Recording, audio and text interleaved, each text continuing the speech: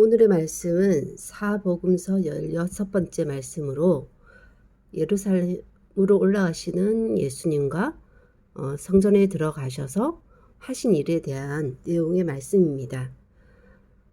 예루살렘으로 올라가는 길에 12제자에게 예수님께서 당하실 일에 대해서 말씀하시는데, 대제사장 서기관이 죽이기로 결의해서 이방인에게 넘겨져서 능욕, 침뱉음, 조롱, 채찍질을 당하고 십자가에 못 박아 죽지만 제3일에 살아날 것에 대해서 말씀하셨지만, 이 말씀이 감추어진 말씀이기 때문에 제자들이 하나도 깨닫지 못합니다.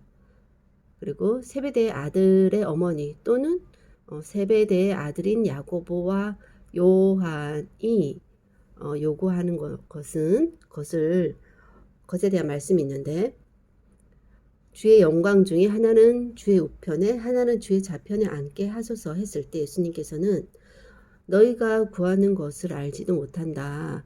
내가 마시려는 잔을 너희가 마실 수 있으며 내가 받는 세례를 너희가 받을 수 있겠느냐 했을 때 그들이 할 수 있다라고 대답했습니다. 그래서 예수님께서는 너희가 과연 마시며 받지만 좌우편 자리는 하나님께서 주기로 예비한 자가 얻을 것이라고 말씀하셨고, 이 내용을 듣고 열 제자가 화를 냅니다. 분을 여긴다고도 말하고 있습니다. 그래서 예수님께서는 너희 중에 누구든지 크고자 하는 자는 섬기는 자가 되고 으뜸이 되고자 하는 자는 종이 되어야 한다 라고 하시면서, 인자가 온 것은 섬김을 받으려 하는 것이 아니라 도리어 섬기려 하고 자기의 목숨을 마른 사람의 대속물로 주려 한다 라는 말씀을 하고 있습니다. 그리고 예루살렘으로 향해 가시면서 나귀 또는 한 어린 나귀 또는 아직 타보지 않은 나귀 새끼를 주가 쓰시겠다 하고 데리고 오는데, 그 나귀를 타고 가면서 이제 사람들이 찬양하는 내용, 찬송하리로다 주의 이름으로 오시는 왕이여, 하늘에는 영광, 하늘에는 평화, 가장 높은 곳에서는 영광이다. 호산나 다윗의 자손이여, 가장 높은 곳에서 호산나. 보라, 너희 왕이 나귀 새끼를 타고 오신다 라는 그런 예언의 말씀들을 쭉 나오고 있고, 예수님께서는 예루살렘으로 들어가시면서 예루살렘 성을 보시고 우십니다. 우는 장면이 나오고, 그 뒤에 이제 성전에 들어가셔서 장사, 매매하는 자를 내쫓습니다. 요한복음 2장에는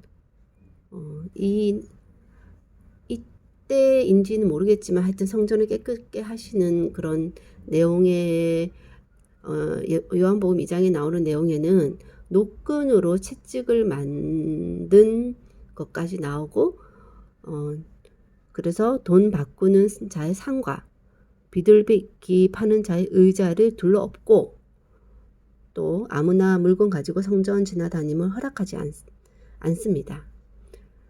요한복음에는 주의 전을 사모하는 열심히 나를 삼키리라 그런 말씀이 나오죠. 그리고 또 성전을 헐라 3일 동안 일으키리라 하면서 성전이 자기 육체를 가리킨다는 말씀인 것까지에 대한 말씀이 나오고, 마가복음에는 그래서 그렇게 하신 이후에 가르쳐서 이르시는 말씀이 나오는데, 내 집은 기도하는 집인데 너희들이 강도의 소굴을 만든다 하시면서 날마다 성전에서 가르치시고 또 맹인과 저는 자들을 고쳐주시고 그랬을 때 지도자, 대제사장, 서기관들은 예수님을 죽이려고 꾀하지만 백성이 예수님의 말씀을 귀 기울여 듣기 때문에 어찌할 방도를 찾지 못했다. 그리고 예수님께서 하시는 말씀을 듣고 그의 교훈을 놀랍게 여김으로 그를 두려워한다 라는 내용이 나오고 있습니다. 그리고 그들을 떠나 성 밖으로 베다니에 가서 거기서 이제 유하시는 부분이 나오면서 이제 무화과 나무에 대해서 또 나오는데, 무화과 나무가 때가 아니기 때문에 열매가 없는데, 그래도 예수님께서 하시는 말씀은 이제부터 영원토록 사람이 내게서 열매를 따먹지 못하리라 하면서 그 무화과가 뿌리째 마르게 됩니다. 근데 이것에 대해서 제자들이 이상히 여겼을 때 예수님께서 하시는 말씀은 만일 너희가 믿음이 있고 의심하지 아니하면 이 무화과 나무에게 된 이런 일을 할 뿐만 아니라 이 산더러 들려 바다에 던져라 하여도 될 것이다. 그러므로 내가 너희에게 말하노니 무엇이든지 기도하고 구하는 것은 받은 줄로 알라. 그리하면 너희에게 그대로 되리라. 서서 기도할 때에 아무에게나 혐의가 있거든 용서하라. 그리하여야 하늘에 계신 너희 아버지께서도 너희 허물을 사하여 주시리라 하시니라. 는 말씀까지 나오게 됩니다. 그래서 이 무화과 나무의 그런 내용이 나오는 것은 그 무화과 나무가 말랐다는 그 내용 자체보다 믿음의 기도에 대해서 중요하게 생각하는 말씀은 아닌가 하는 생각이 들고, 또 누구에게 혐의가 있거든 용서해라. 혐의가 있어도 용서하라는 말씀이죠. 혐의가 있는 줄 알았는데 없으니 용서하라는 말씀이 아니라 혐의가 있어도 용서해라. 그래서 하늘에 그렇게 해야 하늘에 계신 너희 아버지께서도 허물을 사하여 주시는데, 이 말씀은 흡사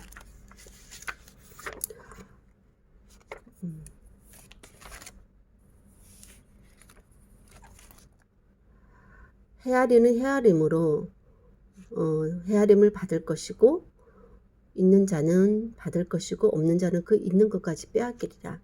이 말세의 말씀에 대한 그런 말씀과 또 일맥상통하는 내용인 것 같습니다. 그리고 저물매 이제 성전 밖으로 나가시는데, 이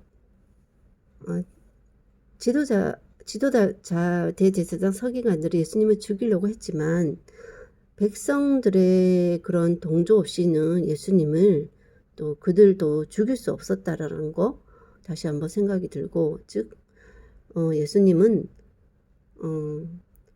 백성들이 죽인 것이고, 그렇게 따지고 보면은 예수님의 죽임에 대해서는 예수님을 죽이려고 선동한 그런 반대했던 그런 지도자들, 또 예수님을 따르다가 돌아선 백성들 뿐만 아니라 예수님 자신, 또 누구보다 이 모든 일을 계획하신 하나님이 책임이 가장 크지 않나 그런 생각이 들고, 또 이런 하나님의 계획하에 따라 예수님, 지도자, 백성들, 나중에 나올 빌라도까지 각자의 모든 역할이 있었다라는 생각이 듭니다. 그럼 왜 이 모든 일을 하나님께서 계획하셨나 봤을 때, 죄와 죽음의 문제를 해결하기 위한 하나님의 치밀한 계획이다. 즉 인간을 사랑하신 하나님께서, 하나님에게는 죄도 죽음도 아무 문제가 되지 않지만 하나님이 만드신 인간이 죄와 죽음이 가장 큰 문제이기 때문에 이 문제를 해결하지 않고는 하나님과의 관계를 계속할 수 없으시기 때문에 하나님께서 이 문제를 해결하기 위해서 이 모든 일을 계획하셨다라는 생각이 들고, 이런 하나님의 계획하에 각자 어떤 면에서는 모두 충실히 그 역할을 감당했지 않나, 그런 생각이 드는 오늘의 묵상 말씀이었습니다. 하나님, 그렇습니다. 하나님께서 이 모든 것을 이미 아셨고 모르실 일 없으셨고, 우리가 생각하는 우연이나 그렇게 하려고 했던 것이 아닌데 어쩌다가 되어졌던 모든 일까지도 어쩌면 하나님께서 다 계획하셨고 아셨고 하나님이 이루셨다라는 생각이 듭니다. 무엇보다 가장 중요하고 큰 문제였던 죄와 죽음의 문제에 대해서 하나님께서 해결하시기 위한 방법으로 이제 예수님이 예루살렘으로 올라가시면서 제자들에게도 예수님의 죽음에 대해서도 말씀하시고, 예수님이 정말 왕으로 오신 예수님께서 어린 나귀 새끼를 타시고 예루살렘 성에 들어가시면서 또 성전은 말끔히 치우시고 또 무화과 나무에 대한 말씀까지 하시면서 이 모든 일을 하나하나 이제 이끌어 가시는 그런 부분들이 하나님의 그런 모든 계획가 있었고, 이제 예수님이 하실 일들을 하시고 또 우리가 해야 할 일은 어떤 면에서는 가장 중요한 예수님께서 하실 일을 우리가 할 수는 없기 때문에 예수님의 그런 하실 역할들에 대해서는 예수님께 맡기고, 이 모든 가장 긴 말씀 가운데 우리에게 주시는 말씀은 어쩌면 무화과 나무의 비유, 믿음의 기도, 또 그 기도 가운데 헤아림에 대한 것, 내가 헤아림으로 하나님께서 나를 헤아리시는데 그것은 형제의 용서에 대한 부분이라는 것까지 있지 않나 하는 생각이 들고, 모든 예수님이 하실 일들에 대해서 이미 이루셨고 완성되었기 때문에 그것을 믿음으로 받아들이고 오늘 살아가면서 해야 할 가장 중요한 부분들은, 어쩌면 하나님께서 원하시는 부분들은 믿음의 기도를 구하고 또 구한 것은 받은 줄로 믿고, 또 형제의 허물에 대해서 형제뿐만 아니라 아무에게나 혐의가 있어도 용서하고 내가 용서받기를 원하는 그 헤아림으로 용서하는, 하나님의 그런 심판대 앞에 섰을 때 부끄럽지 않은 모습일 수 있도록 계속해서 알려주시는 그런 핵심적인 말씀들을 제 마음에 새기고 삶 가운데 적용이 되어질 수 있도록 깨닫게 하여 주시기를, 생각나게 하여 주시기를 간절히 원하고, 어떤 면에서는 생각하지도 않았는데 자동으로 나오는 그런 말씀이 될 수 있도록 주님 말씀이 저를 붙잡아 주시고 죄의 길에서 떠나고 영생을 얻는 삶으로 이런 습관이 나를 인도해 주시기를 원하옵고, 모든 말씀 예수님 이름으로 기도하였습니다. 아멘.